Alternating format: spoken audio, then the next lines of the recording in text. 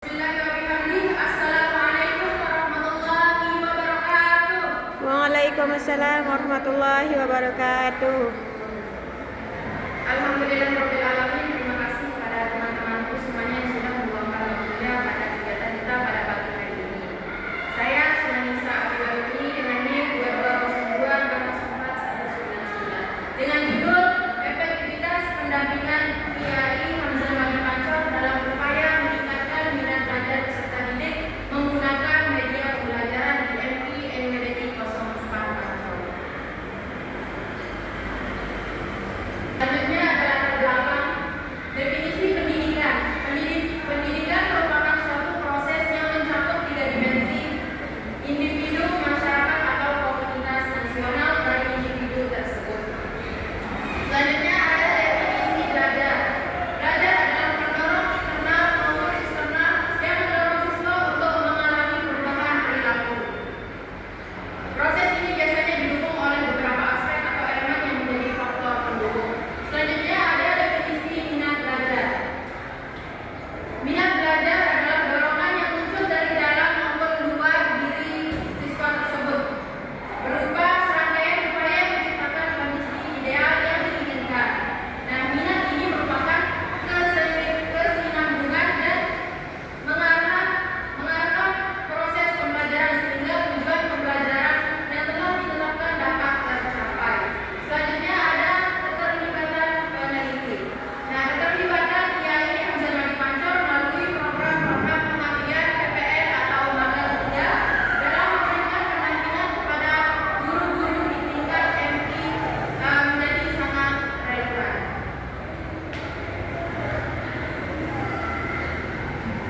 Selanjutnya ada identifikasi masalah. Berdasarkan latar belakang masalah yang saya sebutkan tadi, maka ada beberapa identifikasi masalah yang saya ambil dalam penelitian ini. Yang pertama ada minat belajar peserta didik di MI PTI 04 Pancor masih rendah. Yang kedua ada media pembelajaran yang belum dimanfaatkan secara optimal oleh para guru yang ada di MI tersebut.